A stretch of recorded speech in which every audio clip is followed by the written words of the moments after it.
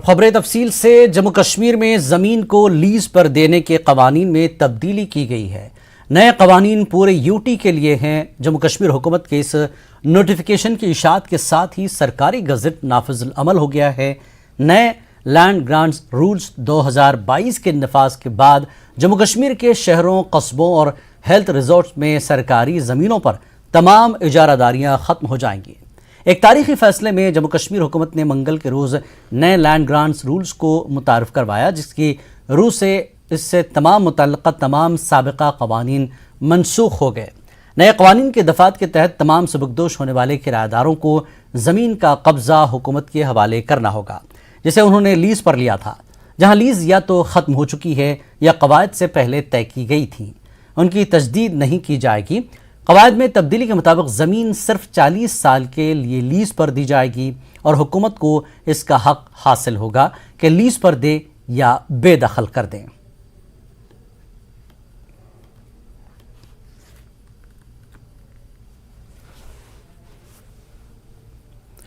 हाँ, नुमाइंदे शब्बीर इस वक्त इस पूरे मामले पर बातचीत के लिए जुड़ गए हैं। शब्बीर, जिस तरह से ये पूरा मामला सामने आ रहा है, इस पर भी अब सियासत शुरू हो रही है। लीज कवानीन पहले क्या थी और अब जो तब्दीलियां हुई हैं उससे क्या कुछ असरात मौजूदा किरायादार या जिसके पास कब्जे में है, जो लीज पर हैं, उस पर क्या असरात होंगे इस मौजूदा कानून के? देखिए जिलानी 1960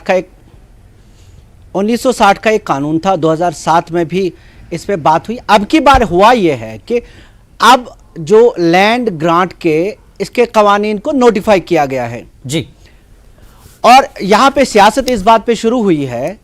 जो महबूबा मुफ्ती को आपने सुना होगा, उन्होंने साफ कहा कि इसमें लिखा गया है कि जो ज़मीन दी जाएगी लीज पे, उसमें यह लिखा गया है कि ये ज़मीन एक्स सर्विसमैन को भी दी जा सकती है। उसमें लिखा है कि this land can be granted to the people for self employment और हाउसिंग ऑफ एक्स सर्विसमैन। तो एक इस मुद्दे पे उनका ये कहना है कि देखिए जी, ये जो हमने अपने दौर में जब बीजेपी पीडीपी की हुकूमत थी, तब वो कह रहे थे कि सैनिक कॉलोनियां बसाएंगे यहाँ, या उनका मकसद ये है। ये एक पॉलिटिकल पार्ट है इसका। दूसरा, आपको मुआशी तौर पे बताऊंगा, एक गुलमर्ग की बात करें या पहलगाम की बात करें जी, जो टूरिज्म से वाबस्ता लोग हैं, कई लोगों के होटल्स हैं। जो होटल्स हैं उनकी लीज खत्म हो चुकी है और उनको उम्मीद ये थी कि अब उनकी लीज एक्सटेंड हो जाएगी, यानी उसको बढ़ा दिया जाएगा ताकि उनका कारोबार रहे। उनको खदशा है, अभी हालांकि ये तय नहीं है, खदशा उनको ये है कि शायद उनकी लीज को एक्सटेंड नहीं किया जाएगा, क्योंकि ये जो नोटिफाई किया गया है इसमें लिखा गया है कि हम सरकार के पास ये हक है, रिजर्व है कि वो वापस ले सकते हैं लीज वाली जमीन। और अगर उस पर कोई स्ट्रक्चर बना है, यानी कोई इमारत बनी है, कोई होटल बना है, कोई रेस्टोरेंट बना है, कोई स्कूल बना है, जिस तरह की भी बात होगी जी, उसका पैसा दिया जाएगा उसी हिसाब से। ठीक, तो जाहिर सी बात है, एक तो पॉलिटिकल मामला, इस पे उमर अब्दुल्ला ने भी बात किया, महबूबा मुफ्ती ने भी, और भी लोग इस पे बयान दे रहे हैं। और दूसरा इसका मुआशी पहलू यह है कि यहाँ पे लीज पे बहुत सारे स्ट्रक्चर्स हैं, चाहे दुकानें हैं, चाहे होटल्स हैं, तो उनको खदशा ये है कि उन पे असर होगा, उनके कारोबार पे असर होगा। जिलानी जी, शब्बीर, जिस तरह से आपने कहा कि सरकार को यह हक हासिल है कि या तो वो लीज खत्म कर दे, बेदखल कर दे लोगों को, या फिर जैसा कि आपने कहा कि इस लीज को एक्सटेंड किया जा सकता है। लेकिन बीजेपी का भी हमने यहां पर एक तर्क देखा है, उनकी बाइट हमने सुनी है कि महबूबा मुफ्ती के दौर के सरकार के या साबिक़ा सरकारों के दौर के लोगों को जो लीज पर दिया गया है, उनका वक्त खत्म हो गया, उन्होंने बहुत कमा लिया। तो इससे इंडिकेशन सीधे तौर पर मिल रहा है, तो एक खदशा मौजूदा कारोबारियों को, जिनका कारोबार स्टैब्लिश है वहां पर, उनके लिए एक खदशा है ये। तो इसमें अभी और थोड़ी क्लैरिटी होने की क्या गुंजाइश है? सरकार इसको क्लियर करेगी कितने समय के लिए और इनको दिया जा सकता है, या नई शर्तों पर उनको आगे बढ़ाया जा सकता है? देखिए जिलानी, जहां तक एक्सटेंशन का ताल्लुक है जी, मेरी होटलियर्स क्लब से बात हुई, उन्होंने कहा कि उनकी इस मामले पे बात पहले हो चुकी है। ठीक, क्योंकि ये पहले ही खदशा जाहिर किया जा रहा था कि गुलमर्ग में खास तौर पे क्योंकि लीज काफी पहले खत्म हो चुकी है। पहलगाम में भी कई होटल्स की लीज खत्म हो चुकी है जी, उस पे बात हो चुकी थी। उनका कहना है कि लेफ्टिनेंट गवर्नर ने उनके साथ बात की थी, अगर कोई प्रीमियम बदलना हो यानी एमिकेबली ये मामला हल हो जी, लेकिन खर्चा उनको ये है कि जिस तरह की ये रिपोर्ट्स आई हैं, अब चूंकि नोटिफाई हुए हैं बाकायदा रूल्स जी, तो उन्हें ये खर्चा लग रहा है कि कहीं शायद ऐसा ना हो कि किसी को एक्सटेंशन ना दिया जाए। और फिर जहां तक बात है कि इसमें किन किन लोगों को दे सकते हैं, उसको लेके पॉलिटिकल एक बयानबाजी शुरू हो गई है जी। तो दो तरह से खर्चात हैं, लेकिन सरकार मुझे लगता है कि एक दो दिन में इस पे क्लैरिटी आएगी। ऐसा भी नहीं हो सकता कि इतने बड़े इलाके हैं, जैसे गुलमर्ग की बात करें, पहलगाम की बात करें और उस पे बड़े बड़े होटल्स हैं, उनको एकदम से बेदखल किया जाएगा। लगता नहीं है ऐसा, लेकिन सरकार है, उसके पास रिजर्व है, नोटिफिकेशन आई है तो खर्चात तो होंगे ही। जी, ये तो माशी तौर पर हो गया मामला। उमर अब्दुल्ला भी यही कह रहे हैं कि माशियत को कमजोर करने का एक तरीका है, खैर सियासी बयान है, लेकिन जैसा कि कहा गया एक सर्विसमैन को दी जाएगी और भी ऐसे लोगों को जो बेरोजगार हैं उन्हें भी दिया जा सकता है। तो सरकार बेरोजगारी खत्म करना चाहती है, इसके जरिए लोगों को मौके देना चाहती है। तो नए पुराने लोगों को हटाकर नए लोगों को फिलअप करना, मतलब उसमें नया कुछ शुरुआत नहीं होगी, सिर्फ जगह बदल दी जाएगी, लोगों को तब्दील किया जाएगा। यह भी एक खदशा लगा हुआ है। देखिए जिलानी, ऐसा नहीं है, ये जमीन का मामला नहीं है, ये जमीन खाली जमीन नहीं है सब जी। खाली जमीन को किसी को देना आसान है, लेकिन जिस पे स्ट्रक्चर्स बने हैं, होटल बना है, किसी पे कोई और चीज बनी है, वहां पे आप जब उसको लीज खत्म करते हैं जी, तो जाहिर सी बात है उसको तो परेशानी होगी।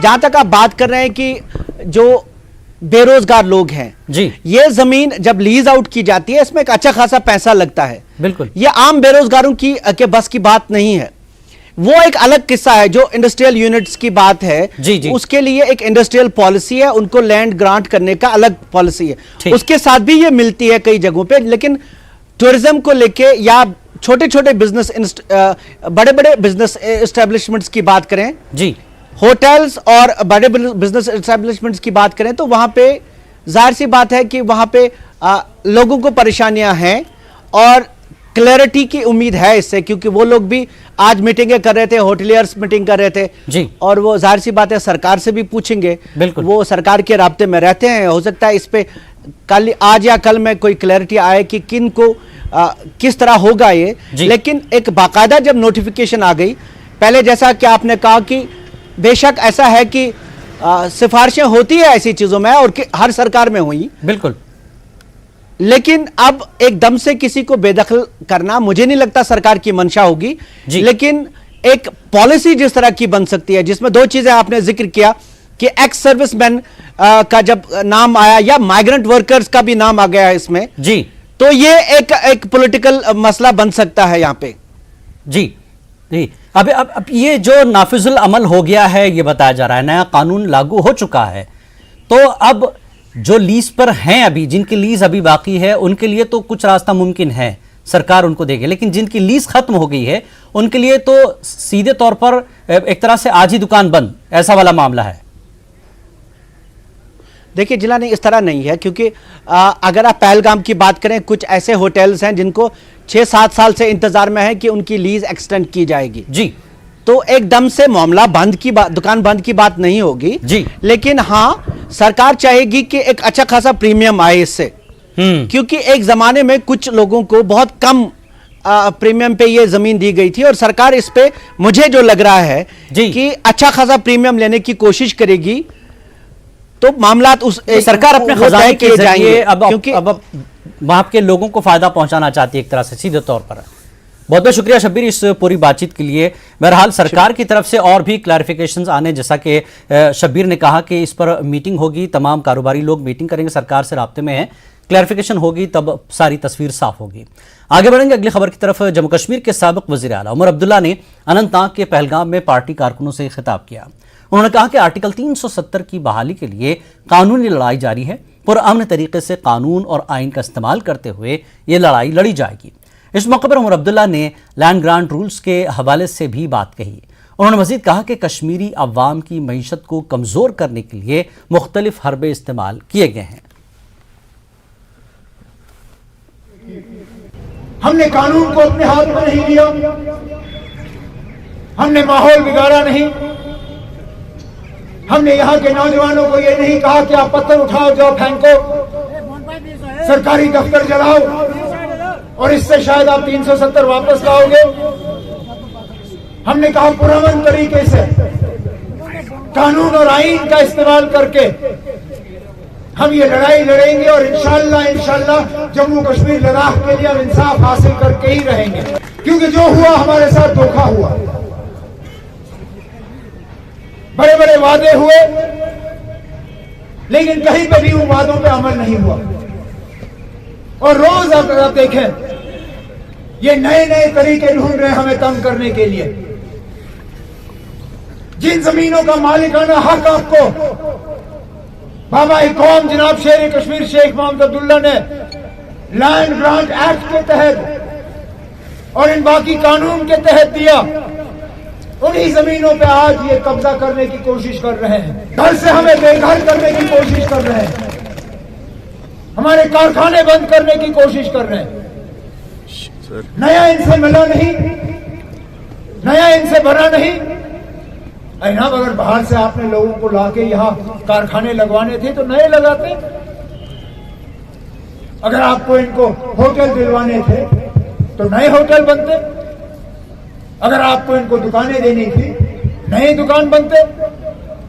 बजाय ये कि नया कुछ बने, बना बनाया जो हमारा है वो हमसे छीन के किसी और को देने की कोशिश की जा रही है। आप जब बैंक में जाते हो अकाउंट खोलने के लिए आपसे क्या कहा जाता है? आधार नंबर दो। जब आप मोबाइल फोन का सिम लेने जाते हो क्या मांगते हैं? आधार नंबर। जब आप किसी ये सरकारी काम के लिए जाते हो आधार नंबर, हर चीज के लिए आधार नंबर। अरे नंबर है, लेकिन खास आज जम्मू कश्मीर के लिए इन्होंने नया ऑर्डर निकाला। आज हर खानदान को नंबर, मतलब ये कि अब हमें नाम से नहीं जाना जाएगा।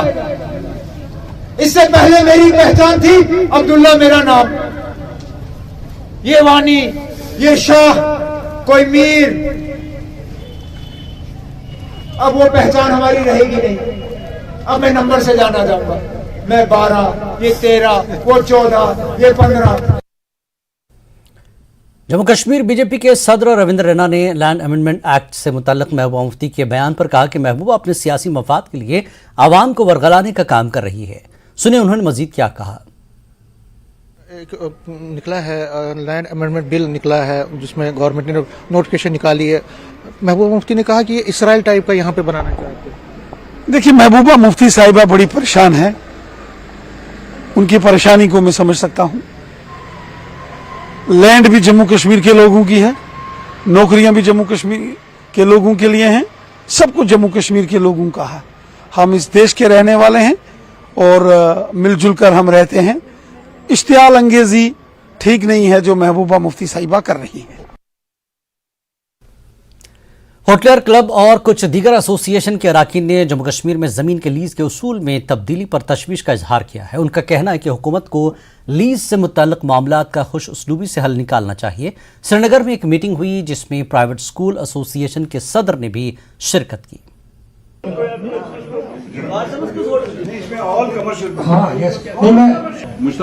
एक बड़ा ही हार्ड एक फैसला लिया गया है जो कल से है, क्योंकि लीज यहाँ पे अगर हम गुलमर्ग देखें, पहलगाम देखें और सिटी में भी देखें तो बहुत सी जो लैंड है वो लीज है।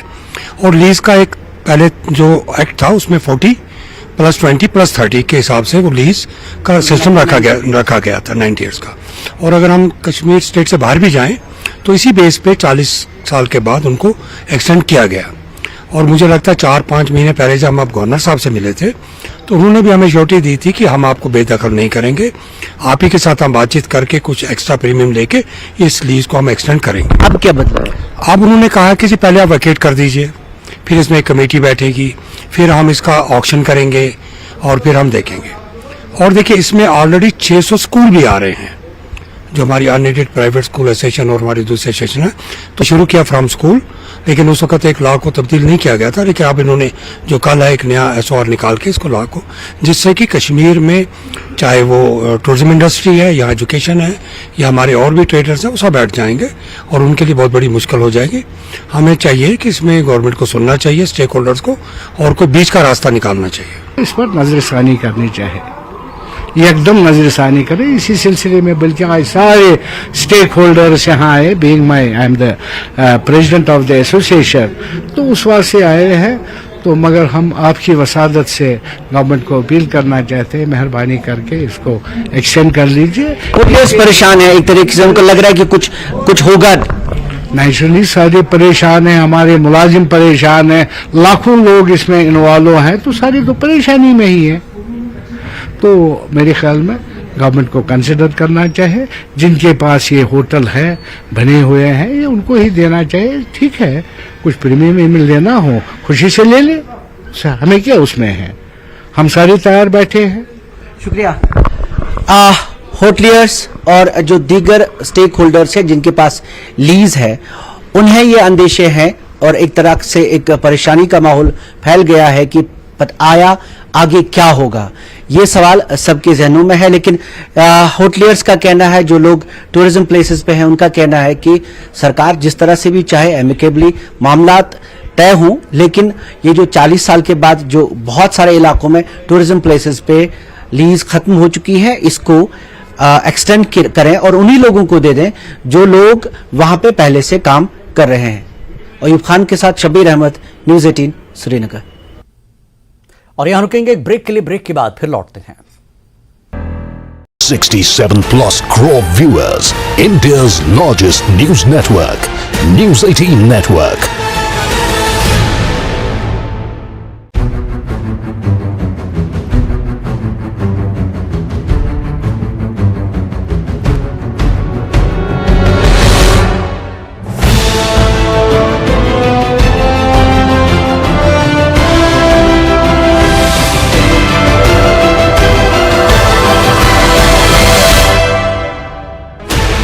Sixteen channels, 15 languages, 26 states, 1200+ reporters, 67+ crore viewers, India's largest news network, News 18 Network.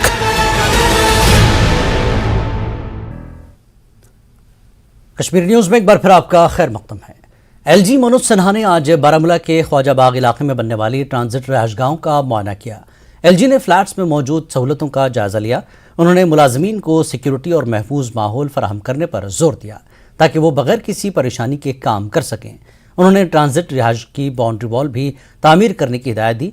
LG के साथ chief secretary Arun Kumar Mehta, Shaleen Kabra, principal secretary, divisional commissioner Kashmir PK Pole, ADGP Vijay Kumar और दीगर सीनियर अफसरान थे। वाज़ेह के ख्वाजा बाग बारामूला में ट्रांजिट रिहाइश 40 करोड़ से ज़ायद लागत से तामीर की जा रही है। ये PM पैकेज मुलाजमीन समेत तकरीबन 320 खानदानों के लिए काफ़ी होगी। हुक्काम ने बताया कि ट्रांजिट रिहाइशगाह का काम जून 2023 में मुकम्मल हो जाएगा। इस मौके पर deputy commissioner Baramulla doctor Sehrish Asghar और सुपरिंटेंडेंट इंजीनियर R&B ने अफसरान मौजूद रहे।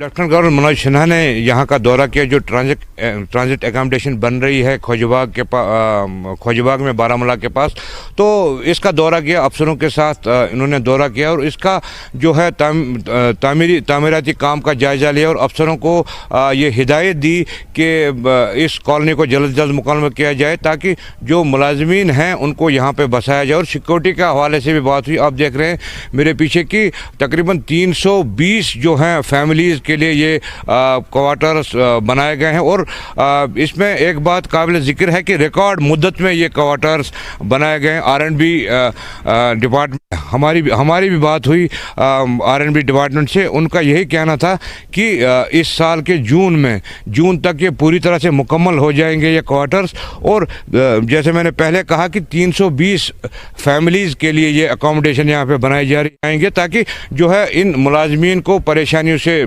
निजात मिले और ये अच्छी तरह से यहाँ पे रह सकें। और सिक्योरिटी के हवाले से, जैसे मैंने बात की, सिक्योरिटी के हवाले से हिदायत दी गई कि इसकी दीवारबंदी को जल्द मुकम्मल किया जाए और पूरा इन मुलाजमीन को सेफ़ और सिक्योर माहौल फराहम किया जाए ताकि ये अपने काम को तंदीही से अंजाम दे सकें। न्यूज़ 18 जम्मू कश्मीर के लिए बारामूला से मैं सज्जाद हुसैन।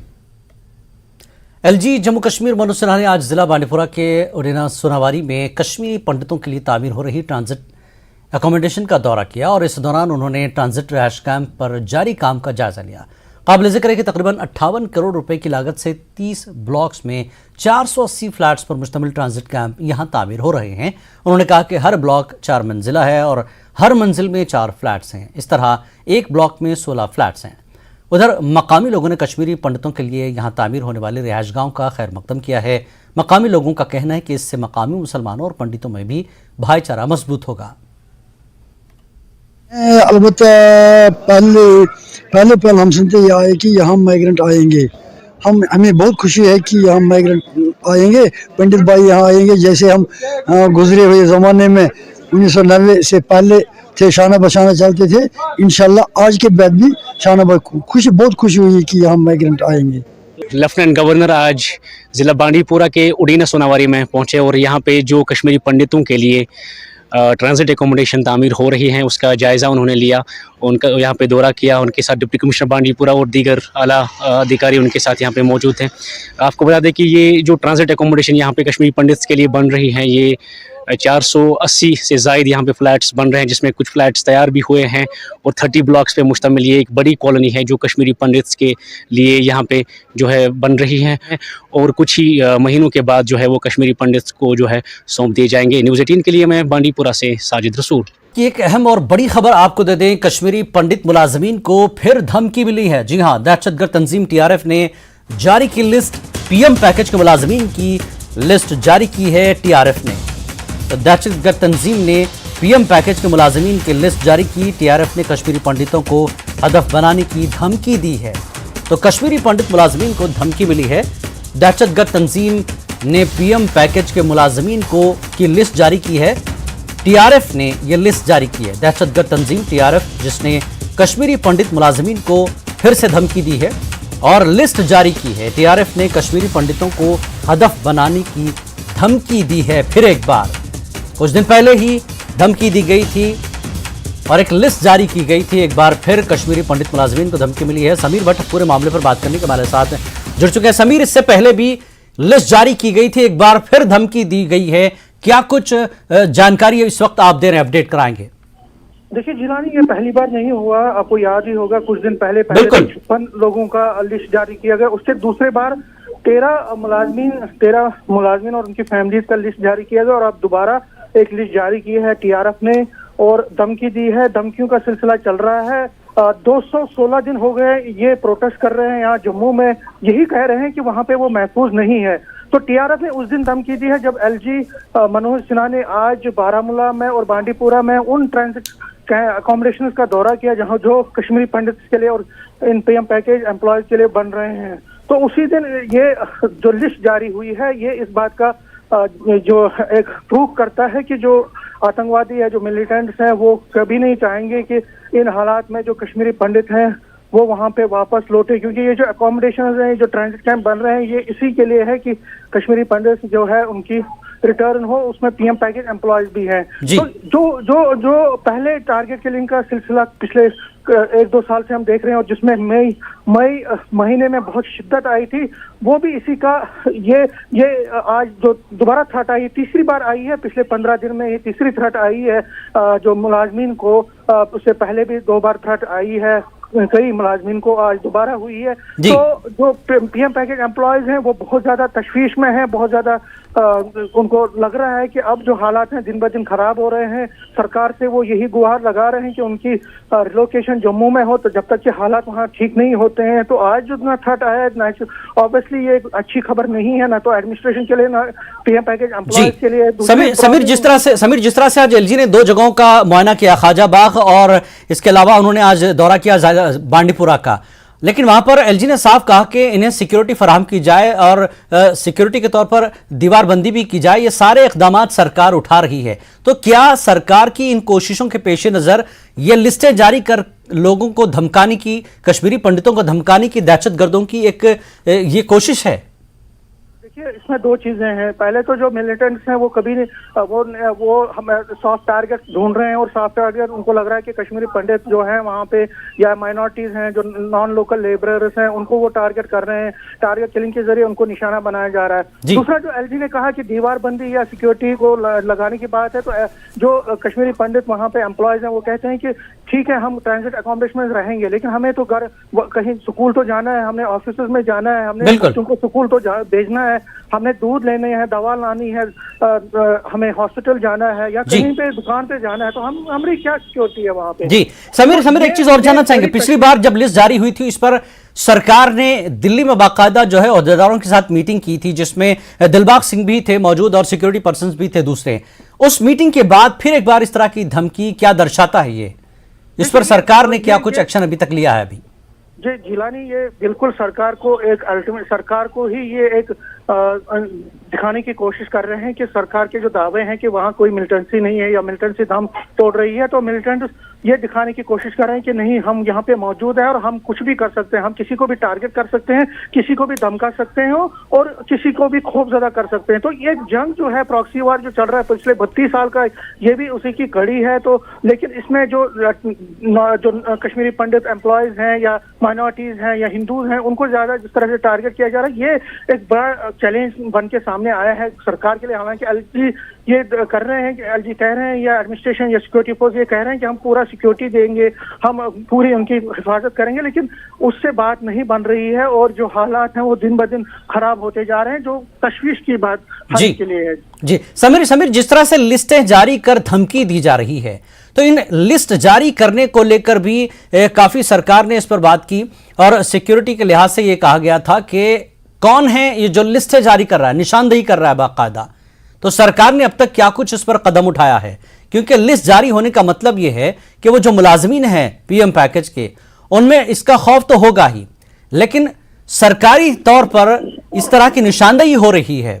कौन है वो लोग, क्यों उनकी निशानदेही नहीं हो रही है जो लिस्टें जारी कर रहा है, अंदर से लिस्टें बाहर आ रही हैं?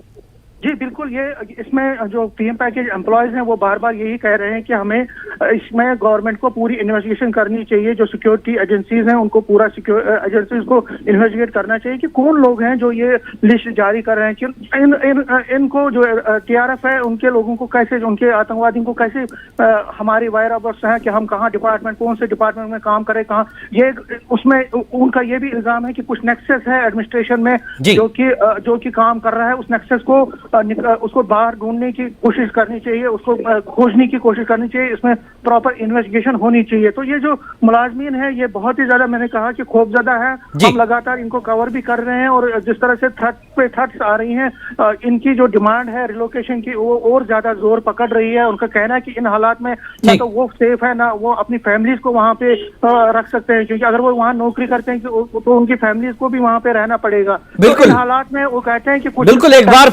बार फिर खौफ जो है दिखाने की कोशिश कर रहे हैं, खौफ दिलाने की कोशिश कर रही है टीआरएफ। बहुत बहुत शुक्रिया समीर इस पूरी जानकारी के लिए। नाज़रीन, जैसा कि हमने आपको बताया, कश्मीरी पंडित मुलाजमीन जो पीएम पैकेज के तहत काम कर रहे हैं, उनकी एक बार फिर टीआरएफ ने लिस्ट जारी की है और हदफ बनाने की धमकी दी है। आगे बढ़ेंगे अगली खबर की तरफ। जम्मू कश्मीर के जिला किश्तवाड़ में एक बार फिर डॉक्टर की लापरवाही से एक खातून की मौत हो गई है। बताया जाता है कि जिला अस्पताल किश्तवाड़ में हामिला खातून ने नॉर्मल डिलीवरी के बाद बच्चे को जन्म दिया। ये खातून जिला किश्तवाड़ के दूर इफ्तादा इलाके की रहने वाली थी। रिश्तेदारों के मुताबिक डिलीवरी के बाद और इसके बाद ज़्यादा खून बहने लगा और गायनेकोलॉजिस्ट डॉक्टर वक्त पर नहीं आए। काफ़ी देर बाद डॉक्टर इस खातून के पास पहुंची, लेकिन इस औरत को नहीं बचा सकी। खातून की मौत के बाद लोगों ने एहतजाज किया और डॉक्टर पर गफलत का इल्ज़ाम लगाया।